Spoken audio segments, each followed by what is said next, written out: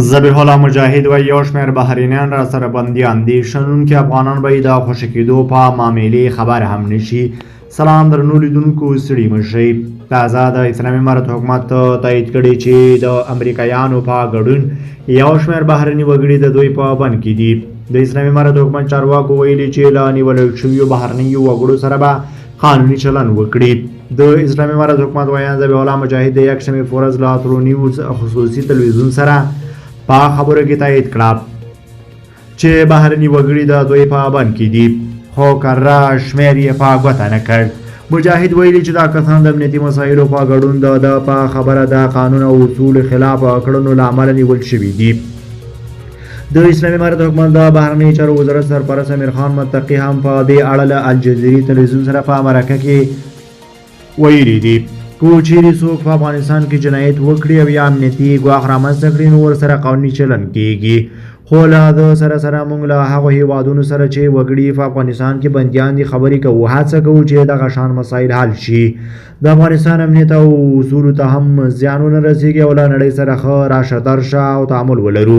خو د سیاسي چارو او نړیوالو اړیکو پوهان بیا په بل باور دي. د نړیوالو اړیکو شنونکي او په مسکو کې پخوانی افغان ډیپلوماټ همایون محتاط وایي له حقوقي پلوه د طالبانو حکومت د بهرنیو وګړو د محاکمې صلاحیت نه لري. د په خبر اسلامي امارت باید د بندیانو له مسلې څخه خپل په رسمیت پیژندلو لپاره استفاده وکړي. محتاط ازادي راډیو ته وویل اوس مهال معلومه نه ده چې اسلامي امارت د کوم اساسي قانون پر بنسټ په افغانستان حکومت کوي. دا ګونګ حالات په افغانستان کې د بهرنیو وګړو محاکمه لا پیچلې کوي. آیا د ظاهرشاه د زماني اساسي قانون نافذ دی او کو د مجاهدینو کو د جمهوریت د مهال نو په دې لحاظ دوی د بهرنیو وګړو د محاکمې قانوني او حقوقي صلاحیت نه لري. د سیاسي چارو شنونکي طارق فرهادي هم په دې باور دی چې د اسلامي امارت حکومت به د بهرنیو وګړو د خوشي کولو په بدل کې سیاسي معامله وکړي. هغه ویل د اسلامي امارت حکومت تر اوسه په رسمیت نه دی پیژندل شوی هغه کسان چې د دوی له خوا نیول شوي په اغراب ګمان نه طالبان به هڅه وکړي چې د دوی له هیوادونو سره معامله وکړي او وروسته هغوی خوشي کړي. نو داسې به یې خوشي کړي چې موږ عام افغانان به پرې خبر هم نشو.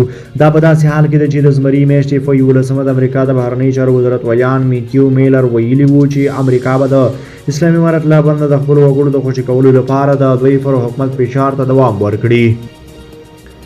میلر ویلي وو چې امریکایي چارواکو په دوحه کې له طالبان سره د لیدنې پر مهال دا موضوع مطرح کړي. د امریکا بهرنیو چارو وزارت او نورو امریکایي چارواکو هم تر اوسه د اسلامي امارت په بند کې د خپلو وګړو د شمېر په اړه ښکاره څه نه دي ویلي او دا هم نه ده معلومه چې د نورو هیوادونو په کوم شمېر وګړي د اسلامي امارت په بند کې دي. خو وړاندې له دې ځینو شنونکو ازادي راډیو ته ویلي چې له 10 تر 12 امریکایي او اروپایي وګړي د طالبانو حکومت په بند کې دي چې له دې ډلې امریکایي وګړي د القاعده شبکې د مشر ایمان ظواهري د وژلو په قضیه کې د اسلامي امارت حکومت لخوا نیول شوي دي. د شنونکو په خبره د امریکایي وګړي پخوا د امریکا د پوځ په اړیکو کې په افغانستان کې دنده تر سره کړې وه او د حکومت له سقوط وروسته په یوه خیریه موسسه کې د کار کولو لپاره افغانستان ته تللی وو. خو امریکایي او اسلامي امارت چارواکو تر اوسه دا ادعاوې نه دي تایید کړي.